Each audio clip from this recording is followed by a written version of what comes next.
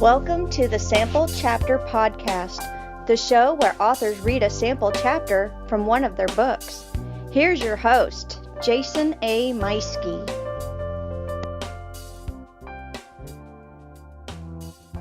Hello again, and welcome to episode 2 of the Sample Chapter Podcast. Once again, I am your host, Jason A. Meiske, thriller author, and like I just said, this is episode 2, and what can I say? I'm honored to be here. I'm thrilled to be your host. I'm thrilled with last week's launch of the show.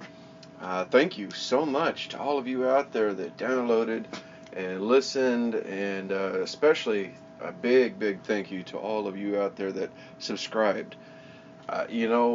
We had this idea going for a long time about the show and what it could be, what it might be able to accomplish for authors, and those of you who have already subscribed just on me talking in episode 1, it just goes to show that maybe we're on to a good idea.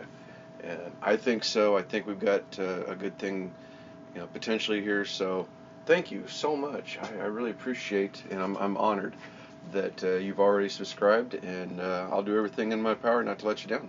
So, we've got a little bit of house cleaning. Each week, I'll do a little bit of talking to you, just kind of give you a little bit of news, a little bit of, hey, what's going on in the world of the sample chapter. This week, I'm going to start with a few more thank yous. Number one, I want to thank that lovely voice of my wife, Holly, that you hear at the beginning of each show. She was kind enough to donate her voice talents, and man, just beautiful, right? She's my rock. She is my reason I get to do anything. Without her, I couldn't accomplish a thing, and she's my world. So thank you, Holly. I appreciate everything you do for me, and I love you, babe. I want to say another thank you, special thank you out there for podcastgarden.com. If you are interested in finding more shows, there's just tons of topics at Podcast Garden. If you have an interest in, maybe you want to make your own show, well, go to podcastgarden.com and make yourself an episode a month, free of charge. And this is a great service. I'm really honored to be here. We also need to announce that we now have our own email. Last time we recorded this, we didn't really have a lot of things set up. We were just kind of flying by the seat of our pants. And when you get an idea for something and sometimes you just jump on it and you start going. That's kind of what we did here. But now we do have our own email. It is the samplechapterpodcast@gmail.com. Again, that's Sample Chapter Podcast, not but samplechapterpodcast@gmail.com. You no longer need to use the Writing Fisherman. That's my author email. If you want to contact me through there, you can. That's fine. But anything show related, if you have a question for us, if you have an author you would like us to connect with, if you have comments, whatever, anything you want, then get a hold of us here at samplechapterpodcast@gmail.com. We also have our Facebook page up and running. Got a few pictures up already. We've got lots of people subscribing to us there, liking us.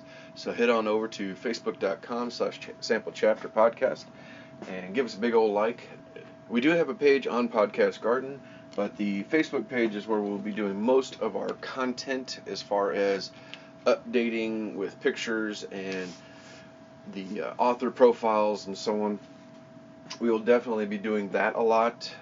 So if you want to head on over there and give us a big old like and make sure that you get notified of anything that we've got happening next. We are live on iTunes and now Google Play. I think with the Google Play, we're still working at a few kinks. Something's wrong with the picture as of this recording. But hopefully by the time you hear this, we'll have that picture all worked out.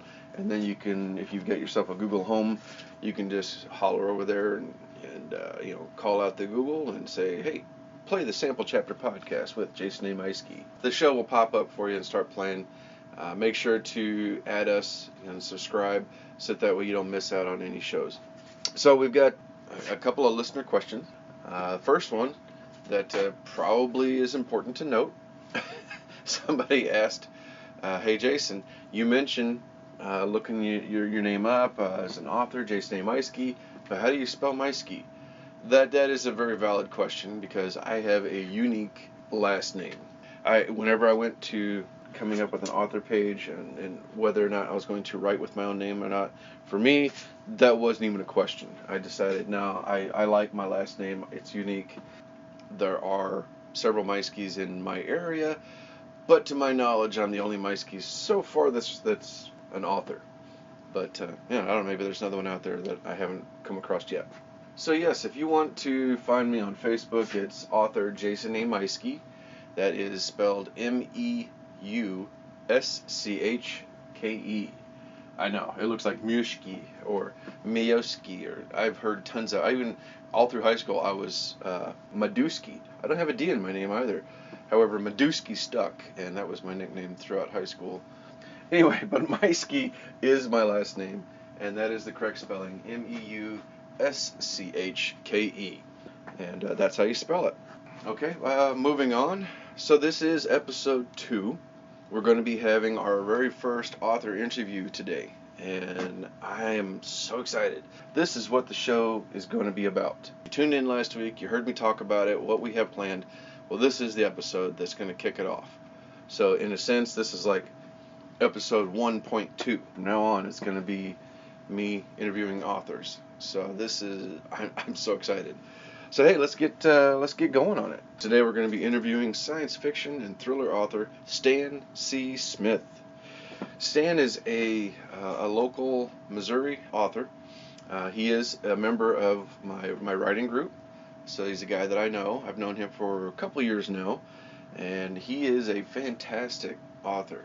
Now I'm not just saying that because I know him and he could hunt me down. I'm serious. Look him up on Amazon. Check out all of his rave reviews. The guy's, just one of his books I know is up over 75 reviews already. All of them positive.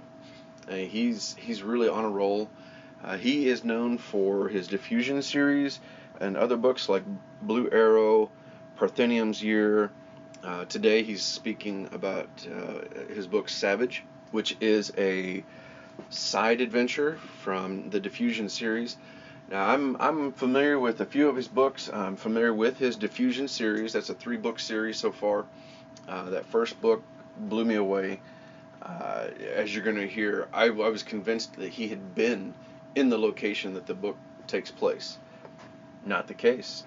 Anyway, I don't want to take up much of your time. This is the author's time, so I'm going to go ahead and get us on over to that interview, and I'll talk to you after the show. So without further ado, here we go with Stan C. Smith.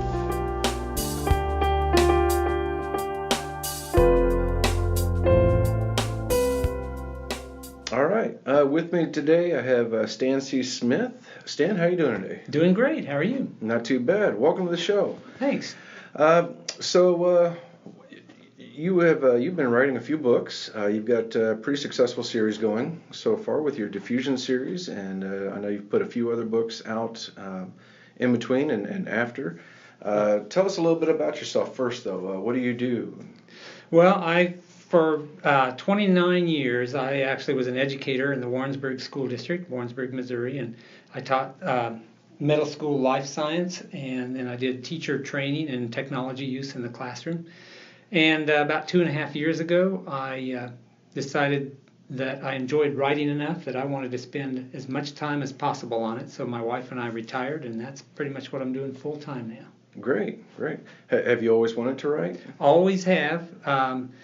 If you ask me, did I always want to teach, I'd probably have to say not until I was actually in college and decided that's what I want to do. But I did always want to write. And I've read science fiction and adventure books since I was a kid. Even in high school, I even took a science fiction writing class, if you can believe that, back in the 70s when there was a time period when their approach was to have as many different diverse classes as possible in high schools. And for about the last 12 years that I was teaching, I worked on the Diffusion book, which was really at that time Diffusion and Infusion combined, and it ended up being really long. But I enjoyed that so much, I wanted to retire and do it full time. That's great. Well, speaking of your stories, what do you think makes a good story? Well, I can give the standard answer, which would be, I love a good story that's easy to follow, because I often put a book down and don't pick it up for 2 days. That is fast-paced and that has really interesting characters, but just about everyone would say that. I think for me, the thing that really gets me into a story is when I'm reading it and then the author has come up with concepts that just are awe-inspiring, and I think, oh wow, that's just amazing. How did they even come up with that? And that, of course, is pretty specific to speculative fiction, science fiction especially. And when I was a kid, I read Edgar Rice Burroughs, his Pellucidar series, which is a hollow earth, and there's a sun in the middle of it, and there's primitive people that lived in there, and this guy goes in there and just has all these adventures. And to me, it was like, I couldn't believe it. It was awe-inspiring, and I still feel that way. I'm reading a book right now called Amped by Richard Douglas, and I got about halfway through the book and something just amazing happened. It took it to an entirely new level of this treatment that they could treat with people and make them highly intelligent, and then something popped up right about in the middle of it that I just blew my mind, and that's what works for me is these amazing concepts. Mm-hmm. Yeah, I'm with you on a book that keeps your attention, because I'll do the same thing. I'll put a book down intending to get back to it, and then it'll be a few days or sometimes a week before I realize, it's still sitting there waiting for me. Yeah, those books with lots and lots of characters, difficult to follow, that if you put it down much at all, I have a hard time because I'm always busy doing other things. Mm-hmm. Whenever I read, I feel like I should be writing, and so I have a hard time spending much time reading. I should read more. Well, now something I was interested in was that your Diffusion series takes place in New Guinea. Where did you get the ideas for that, and where did you find the information? You have such great details. How did you find that? Well, when I came up with the concept itself at the beginning, I wanted it to take place in one of the most remote areas, difficult to find areas on Earth. And I also wanted it to be a place I was always fascinated by and have always wanted to go to. But this object, this alien entity that they find in Diffusion, has been hidden for a long, long time. I needed a location where that's possible, even today, when almost every corner of the Earth has been explored. It turns out that the western half of the island of New Guinea, which is called Papua, it's a part of Indonesia, is like that. There are huge portions of the map that just simply they don't have any data for, because it hasn't even been explored much, because it's very difficult to get to. So I just started snatching up books and reading them, and reading online trip reports of people telling about what it was like to be there and all of it. And I spent months doing research on it, because when I first started writing, I was very methodical and didn't pay much attention to how long it took me. And so it didn't bother me to spend a lot more time than I would now. I do research now, but it goes a lot faster. Now, in reading it, because I've read this before, so have you been there? I have not actually been to New Guinea. Now, my wife and I have been to a half dozen countries where we hike in tropical rainforests. We've been to northeast Australia, not too far from New Guinea, but we haven't actually been to the island of New Guinea. That's amazing. But I have read a lot of books about what it's like there. And I feel like all of our experiences in the rainforest give me a way of making the writing of events in the rainforest have a little bit more realistic feel, because you know what the air smells like and what it sounds like and how difficult it is to spot animals in the canopy and all those little things that you experience helps out. That's fantastic. Yeah, I would have sworn you'd been there. Maybe you had been one of the teachers taking students on a trip. That maybe it was personal experience, but not to New Guinea. No. That's amazing. What was something surprising that you learned in creating any of your books? Well, I would have to say the most surprising thing to me, now that I'm 2.5 years into doing this full time, is that there was a time when I was struggling to get an hour a day of writing in. I'd get up at 4:30, write till 5:30, and that sort of thing, and then go to work. And I thought, well, I really, really want to do this full time. Well, I thought, that's going to be great, but eventually I'll get burned out, I'll get tired of it. But to me, the most surprising thing is that I don't. And I often spend 10 hours a day writing or planning or researching or marketing, and working with my email newsletters, things like that. And I'm still at a point where I can't wait to get out of bed in the morning because I want to get to the next chapter or work on this idea or something like that. I think it's just going to be this way forever. That's and fantastic. that, to me, that's a big surprise. Yeah, that's fantastic. On average, how long does it take you to write a book now? Well, this is an answer that I think indie authors would be interested in, particularly those that are working on their first book, because, like I said earlier, it took me over 10 years to complete a book that I called Diffusion then, and it ended up being 2 books because it was about 160,000 words by the time I was done. But it took a long time because I only had about 10 hours a day. Well, then when I retired and I was able to write full time, that time went down drastically. Mm-hmm. And now I think Savage took me about 2.5, 3 months, mm-hmm. plus editing, for a month of editing. And during the month of November, I've almost finished this next novel that I'm working on called Bridgers. And it's getting to the point where it's realistic to think that I could write 3 novels per year. Now, I know some people do more than that, but mm-hmm. I'm a little bit more methodical and careful. But I would have never dreamed that was possible mm-hmm. 10 years ago. Well, I believe it. I remember what the audience isn't aware of is that Stan and I are in the same writing group. So I remember it was earlier this year when you came up with the idea for Parnithium, mm-hmm. and that just came out recently mm-hmm. as well. So yeah, you're really on a roll. I can totally believe 3 books a year. And well, if you can set aside a couple hours a day consistently, it's amazing what you can get done. Cutting out Facebook, email, things like that making a schedule is really helpful. Right. All right. Well, tell us a little bit about the one that you're working on. What's coming soon from you? Well, the first thing I'll say is there is another book in the Diffusion series that I'm planning.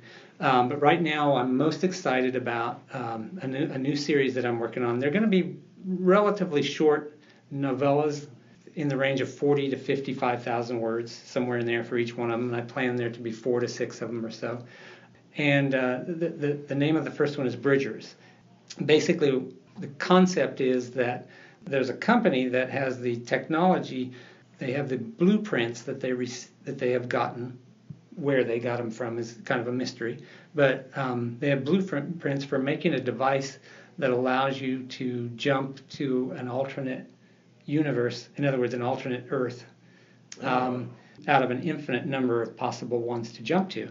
And the unique thing about this is that it's the device that they have allows them to dial back how long ago this version of Earth diverged from our own. Mm-hmm. If you dial back 5 minutes, the Earth you jump to is going to be almost identical. If you dial back 100 years, then it could be quite different. We could have had different leaders and countries and so on. If you mm-hmm. dial back 1,000 years, civilization could be totally different. 10,000 or 100,000 years, there may not even be humans. Neanderthals may have had the upper hand and wiped humans out, and then we could have an Earth populated by a dominant. Yeah. And so people have lost interest in this technology, though, because of one particular thing. It's difficult.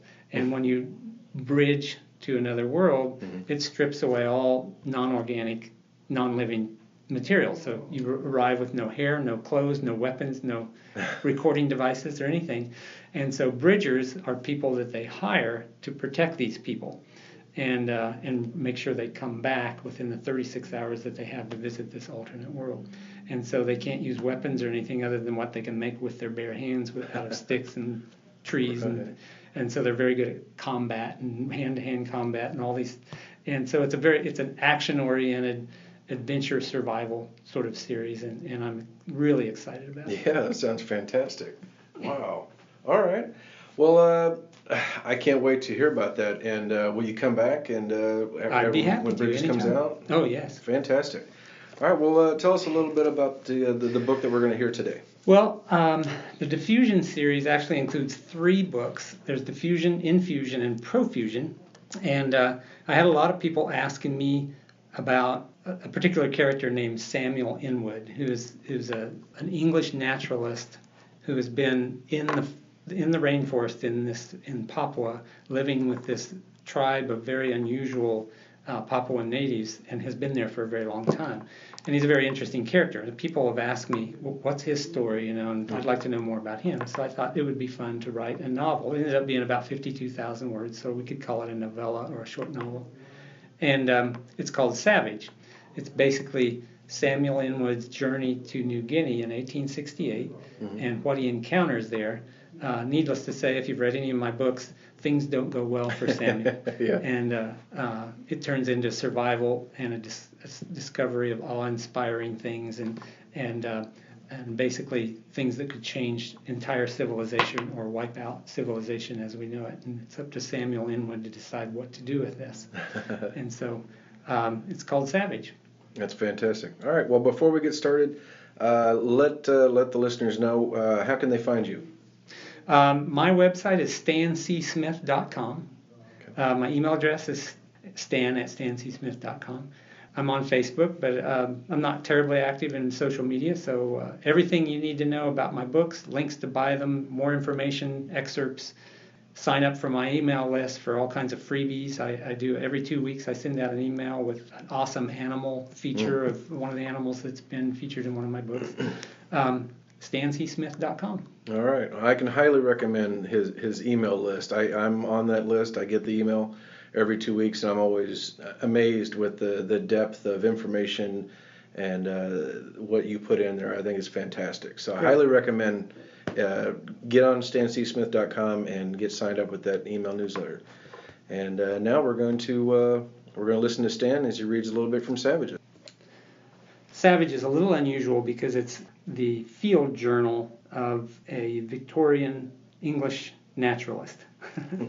And so I really enjoyed working with the language and coming up with unique ways to say things. February 16th, 1868. Let it be known that I, Samuel Thaddeus Inwood, am not a man of the sea. It is with certainty that I make this claim, having spent the last 74 days aboard 2 steamers and a schooner on my journey from the port at Southampton to my current position in the great Pacific Ocean off the northern coast of New Guinea, Humboldt Bay being my final destination. Were you to lay eyes on the first ship of my voyage, the magnificent P&O steamship Deacon, you might think me a cowardly, unsturdy man. This ship carried me from England to the island of Singapore. Admittedly, the Deacon was a grand and impressive ship, with its long hull below the deck, the saloon.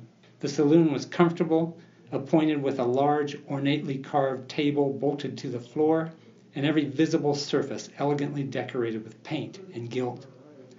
But the meals served there, although numerous and of considerable size, were generally cold and plain, and the ship was crowded, with 4 berths per cabin and barely room to stand between them.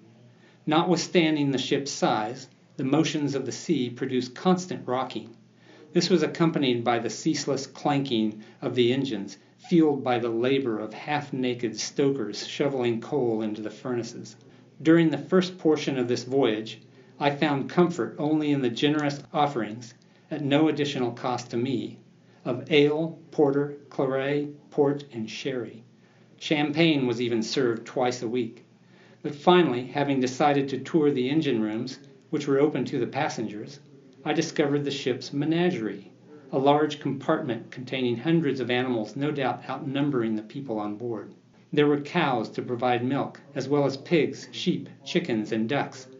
Notwithstanding the smell, I spent many hours there, perhaps more comfortably than in the company of my fellow travelers, although the collection of creatures steadily diminished as the ship's butcher converted them into meals for approximately 300 passengers and crew. As I have said, my cabin on the Deacon was small and barely tolerable. I can therefore scarcely imagine the conditions my assistant, Charles Newman, will endure when he travels to join me in the coming weeks. Due to the fortunate position of the family into which I was born, I was able to purchase a gentleman's first-class ticket. Charles, I'm afraid, will be in possession of a servant's ticket, with its proportionably less elegant accommodations. Upon arriving in Singapore, I went about procuring provisions, as I had been told that the islands I would encounter nearer to New Guinea would be lacking in articles often used by Europeans, particularly those used for cleanliness and comfort. After 6 days of searching and bartering for the items on my list, and then carefully packing them, I set off on a small screw steamer and made my way to the spice island of Tidor. This portion of my journey involved 9 days living in wretched quarters. To pass the time and to procure fresh sea air in order to escape the discomfort of seasickness, I spent many hours on the deck, watching innumerable islands pass. This had the effect of increasing my anticipation for arrival at my final destination, as each of the islands was covered with lofty and luxuriant forest. Beyond the shores of larger islands were hills and mountains, and I was told that few of these had ever been trodden by civilized men. When I arrived at Tidor, I endeavored to procure a meeting with the Sultan, who had been granted rights by the Dutch to much of the northern coast of New Guinea. I made the acquaintance of a Dutch trader there who assisted me in arranging the meeting. The Sultan, a man of Malayan race, was eager to assist in any efforts that might result in trading colonies being established within his jurisdiction. He generously provided me a letter of authority to go where I pleased and receive every assistance I required. As an additional service, he assigned a lieutenant and a soldier to accompany me until I could establish myself.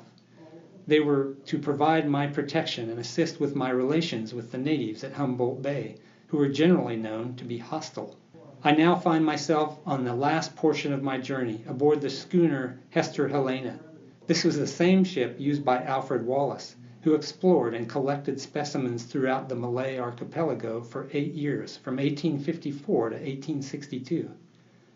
Mr. Wallace's descriptions of his travels so inspired me that I sought out the occasion to introduce myself to him in London. I told him I was most determined to carry out a zoological and entomological study of the magnificent island of New Guinea, particularly a part of it he had not the opportunity to visit. The dear man immediately became interested and graciously agreed to provide any assistance he could. We met for dinner soon after that, and he provided valuable information beyond my expectations, including the name of the man who owned the Hester Helena, as well as a list of supplies I would need. I believe, in fact, that this trip would likely end in disaster were it not for his guidance. My final destination, where I expect to arrive tomorrow, is Humboldt Bay. Mr. Wallace, during the 8 years of his expedition, spent only a few months in New Guinea. He made residence at Dorey on the western peninsula. Although he had greatly anticipated visiting New Guinea, he found Dorey to be disagreeable. He described the natives there as inferior to others in the region, both morally and physically. There was continual rain there, and he became quite ill. There was also a preponderance of abominable biting ants and blowflies, which made his most trifling tasks wearisome. And all of this was uncompensated by any great success in collecting impressive specimens of birds or insects. But Mr. Wallace had the fortunate opportunity to visit with a ship captain who had stayed several days at Humboldt Bay, some 500 miles to the east of Dorey, just at the border of the western portion of New Guinea administered by the Dutch government. The captain reported that Humboldt Bay was a much more agreeable place, more beautiful and with a better harbor. The natives there were shy and untrusting, and they were unsophisticated, having only been visited by occasional stray whalers and Bugis traders. Most intriguing was the observation that the natives wore as ornaments the most magnificent bird of paradise feathers. Only about 18 species of paradise birds are known to exist, but I suspect there are more to be found, as well as new species of mammals and insects by a naturalist willing to venture some distance inland, which is exactly what I intend to do. Hence, it is with great anticipation that I now approach my final destination. Yet I also must admit to some amount of trepidation. Tribes of New Guinea's northern coast are known to be murderous savages in the lowest stages of barbarism. And unlike my esteemed friend, Mr. Wallace, I have had few previous opportunities to dispose peaceful negotiations with such savages. It is quite possible that my expedition might end with a savage's arrow in my heart or his knife across my throat as I sleep. And there it is. That's the end of episode 2. I hope you enjoyed my interview with Stan as much as I did. Don't forget to go over and check out his website, stancSmith.com. Sign up for his newsletter. Check him out on Amazon. He's got all those books up there and more to come. Make sure you come over to our Facebook page at facebook.com/Sample Chapter Podcast. We will have more information there. If you have any questions, you can email us at samplechapterpodcast@gmail.com. And I'm going to go ahead and get out of here and let you get back to your week. So until next time.